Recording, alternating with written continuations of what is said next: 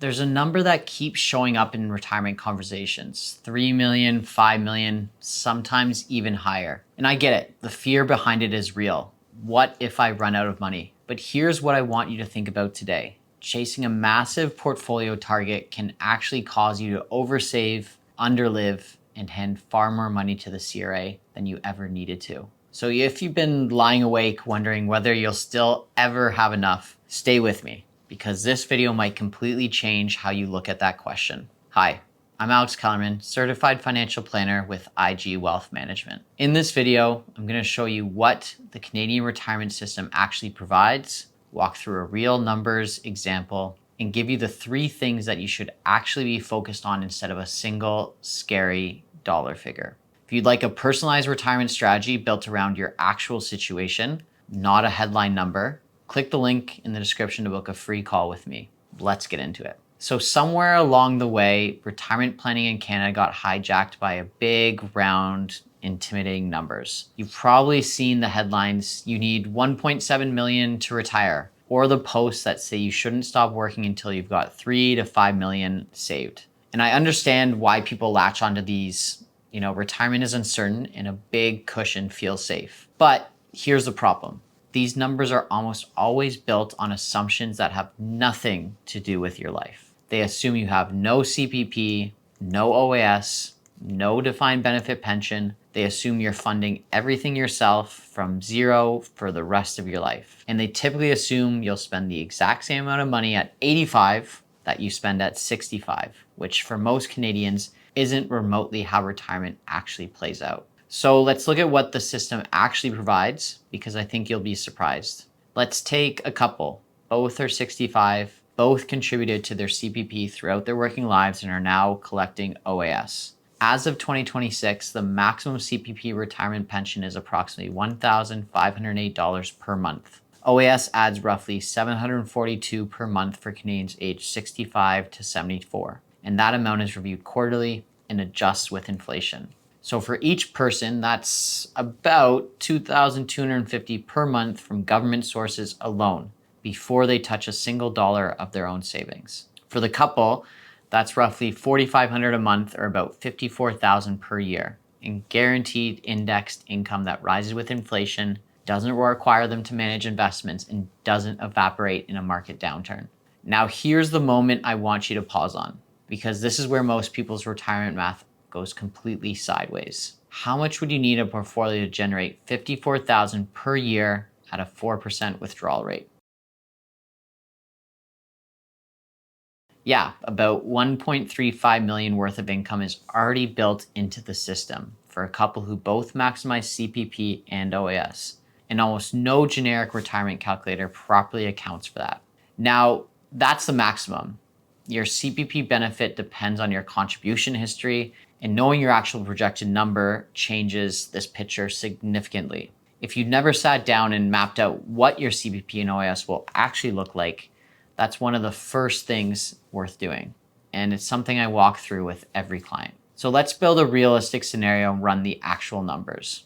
So you have the same couple and they have $800,000 in combined savings, split between RRSPs, TFSAs, and a non-registered account. They own their home, it's paid off, and their monthly expenses run about $6,000. Between CPP and OAS, they're already bringing in roughly $4,500 a month. That leaves a gap of about $1,500 to fill from their own savings. To cover roughly $18,000 per year from their portfolio, at a 4% withdrawal rate, they need about $450,000 in investable assets. Now they have $800,000. So not only are they fine, they have a meaningful buffer, room for travel, for their grandkids, for unexpected healthcare costs, and potentially a legacy. Did they need 3 million? No.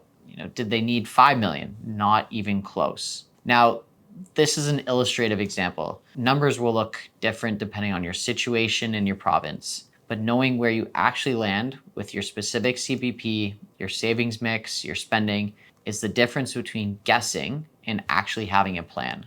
That's exactly the kind of clarity a personalized conversation can give you. But here's the thing. Having enough money is only half the equation. The other half is making sure you actually keep it. And this is where I see even well-prepared Canadians quietly losing thousands of dollars every single year. Imagine you've done everything right. Saved aggressively in your RSP for 30 years. You're sitting on 1.5 million in that account alone. Great, right? Here's the trap. Every dollar that comes out of your RSP or RRIF is fully taxable as income. If you're drawing $80,000 a year from your RRIF on top of your CPP and OAS, you could easily find yourself in a higher tax bracket than you planned for, or worse, triggering the OAS clawback. So in 2026, the OAS clawback kicks in once your net income exceeds $95,323. So if your withdrawals push you past that threshold, the government starts clawing back your OAS benefits you spent your entire career working towards. A well-designed withdrawal strategy might look like this, drawing from your RRIF in a controlled, deliberate way, supplementing with TFSA withdrawals, which don't count as taxable income and don't affect your OAS at all, and using your non-registered account strategically where capital gains are taxed at a 50% inclusion rate, meaning only half of that gain is added to your income, depending on your situation and province. So this is one of the areas where having the right strategy in place early makes the biggest difference, because once you've been drawing down the wrong way for a few years, you can't get that money back. So let me ask you something. When you picture yourself at 80, what does your day actually look like? For most people, it's quieter, less travel, fewer big expenses, maybe some healthcare costs, yes, but the $90,000 a year lifestyle of your early retirement, usually not the same picture at 80 or 85. This is what retirement researchers call the retirement spending smile. And it's one of the most underused insights in financial planning. So in the early years, the go-go years, you're active, traveling, spending more. Then naturally in the slow go years, that spending pulls back on its own. And in the later no-go years, spending drops further, with healthcare being the main variable. The reason this matters is simple. If you project your age 65 spending forward at the same rate for 30 years, you're probably overestimating what you'll actually need and building a plan designed to fund a retirement you're never going to live.